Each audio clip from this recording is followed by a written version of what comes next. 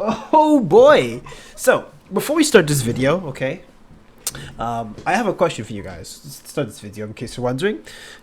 Is this video real or is this AI generated? I'm leaving that for you down in the comments below. Take a wild guess. But anyways, now I know what you're thinking, and it's actually kind of funny. I just talked about AI 2 days ago, but this one, I'm not joking, came out of nowhere. Like it literally dropped what, like two? Actually, no, ironically, it dropped 2 days ago. But I kind of missed it because, well, you know, it kind of just sprung on me. And so today's a bit more casual, so I'm not going to go too much into everything, but I just wanted to more like a raw reaction because I saw this and I said, "Ain't no way it's getting real." So, in case you're wondering, apparently Google dropped a new iteration of its AI called VO3. And so, of course, there was stuff like VO2, which you could generate videos or AI generated videos. And so, what kind of amazes me is the fact that literally, like, what, 2 years ago ish, 2 3 years ago almost, we had Will Smith eating spaghetti. Okay, and let me tell you, it looked absolutely terrible.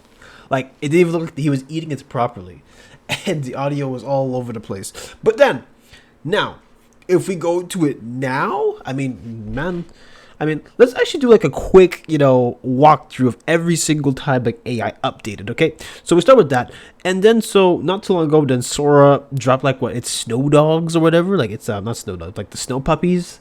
And by the way, if you don't have a trained eye, if you're not used to seeing this kind of stuff, then perhaps maybe you wouldn't see that it's AI. But of course, naturally, if you have a bit more of a keen eye, you can sense it. But it's kind of insane how it went from Will Smith who can't eat spaghetti to like Sora doing like dogs in the snow, and it looks almost real. And the only way you could know it's not real is you have to, first of all, like AI video didn't used to have audio, and second of all, it looks a bit like unfinished in some areas. So that's the part that got me. But before we keep going, I want to point. I'm gonna play two videos for you guys, and so I'm gonna ask you like, and tell me like, that's the best way to put it. Just tell me what the difference you've noticed, okay? Because it's actually insane how crazy it gets. So I went to the zoo the other day, and all they had was one dog. It was a Shih Tzu. Okay, so this is how you start. You find a tree, and you just like, punch it down. So, in case you're wondering, yeah, those were two AI videos. Like that was legit AI all the way. Now, of course, I believe that when it comes to the audio, the clips can't be too long. I don't think. So those are very, very short clips. But I mean, if you keep going down the rabbit hole, you can literally see like more and more and more how more crazy it gets just because, well, it's just, I mean, there's so much data that's been trained off of it. We'll get that in a second. But I do want to read this tweet from Google themselves where it says here actually that say goodbye to the silent era of video generation, introducing VO3 with native audio generation. Quality is up from VO2, and now you can add dialogue between characters, sound effects, and background noise. VO3 is now available in the Gemini app for Google AI Ultra subscribers in the US. Now, before we look at that, let's take a look at Mr. Captain Ahab here and see what he has to say. Maybe he'll start saying, "Call me Ishmael." This ocean, it's a force, a wild, untamed might. And she commands your awe with every breaking light. Now, before we get alarmed, okay, what I do have to bring some like actual credit to, at least something that's really interesting, is the fact that even though the water in the background is very muted, it's like it's very blurry, you could actually see like the waves are actually moving like properly. If you go back and look at it again, you can see that the waves are actually moving properly. Now, of course, there are some trademarks of AI video that you can notice, and you can tell here the man, he kind of doesn't really blend in with the background too well, at least with his face. But it's very subtle to the point where I believe that if you are a scammer and you go to an old person and send them a video and you get a good prompt going, I'm sure somebody's going to fall for it. Actually, let's leave space. Doesn't even old person. Just give it to someone who's not familiar with technology, and I promise you, they're going to fall for it every single time, and it's not even close. So that is where we are now in terms of this technology, which is genuinely baffling. And so let's take a look at what Google has to say about their whole, AI service. And it says here, as we introduce new emerging capabilities and state-of-the-art models, we want to provide more ways for people to get access to the best of what Google AI has to offer and help them be more knowledgeable, creative, and productive. Today, we're introducing Google AI Ultra, a new AI subscription plan with the highest usage limits and access to our most capable models and premium features. If you're a filmmaker, developer, creative professional, or simply demand the absolute best of Google AI with the highest level of access, the Google AI Ultra plan is built for you. Think of it as your VIP pass to Google AI. Google AI Ultra is available in the US for a cheap price of $249.99 a month, or $250 about a month, with a special offer for first-time users or 50% off for your first 3 months. And coming soon to more countries, here's what you get with Google AI Ultra. So I just want to look at that. And if you actually compare the two prices together, you guys see here that our existing AI premium plan, now called Google AI Pro, is also getting better for no additional cost. For Google AI Pro subscribers will now also get access to AI filmmaking capabilities in Flow, where you can try the tool with our VO2 model, as well as early access to Gemini in Chrome. These new benefits are coming to Google AI Pro subscribers in the US first, with availability in more countries to follow. We're also expanding free access to Google AI Pro for school year to university students in Japan, Brazil, Indonesia, and United Kingdom, in addition to the US. So you can actually have students who get to mess around with this type of technology, which could either be good or bad. But now, with me, marveling at how insane AI has gotten and the actual progress we have literally made, there are some ethical questions, okay?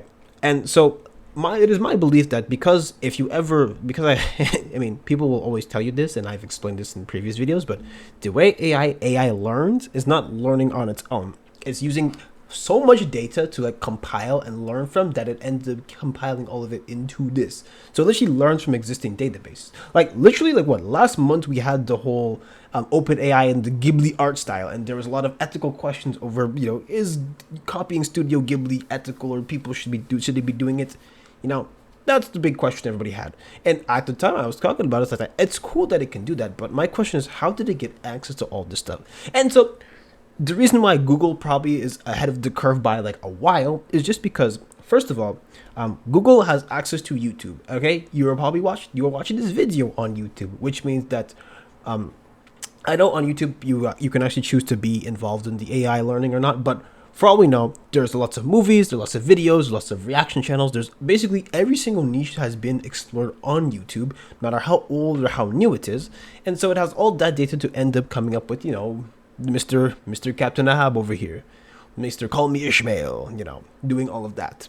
So that's where it is. And so the big question is, I hate to be all doom and gloomy, but you have to ask this question where it's like, what happens when you have misinformation that ends up circulating? And that's the question I have to ask, because we've gone through many different cases beforehand where we saw that AI was used in order to promote products, or to catch people. I mean, I believe I did a story where there's a principal who a teacher who AI'd a principal saying slurs, which was kind of insane at the time, and he only got caught because the guy was genuinely stupid. But that's the point. Or there was that other one I looked at some time ago where I believe a YouTuber, she filmed a video about something, and then somebody went in, took that video, and made it sell like products. That's how insane it gets. So it's genuinely mind-boggling when you take a look at it. So yeah. And the reason I have to ask this is because literally, you have a whole channels of AI that literally make up true crime stories just to get clicks, or they'll make up a story in order to get something out of people, which is kind of insane to think about. And also, a recent case that just happened not too long ago is, if you're familiar with the whole Diddy trial, there was apparently a rumor that circulated online that Prince was exposing Diddy or something like that in some video.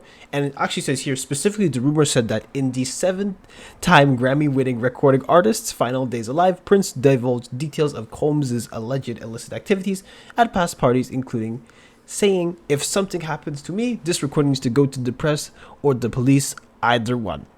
So Yeah, so when you actually look into it, this never actually happened. Okay, I don't know how it happened, or I don't know what happened, but apparently you could actually trace it down to a YouTube channel, believe it or not, which is kind of insane that it got to that point, because especially when it comes to this particular Diddy trial, the prosecution has a lot of other stuff to catch about, and this is not one of them.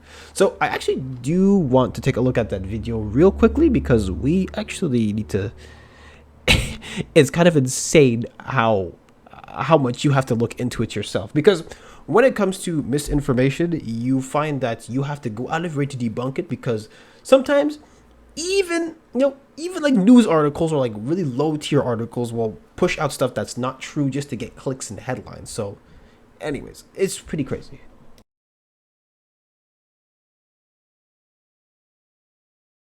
And if you actually go down later on into like this thing called like the inner city press, it even says here, no, there was no Prince audio played in the US versus Sean Combs trial last week.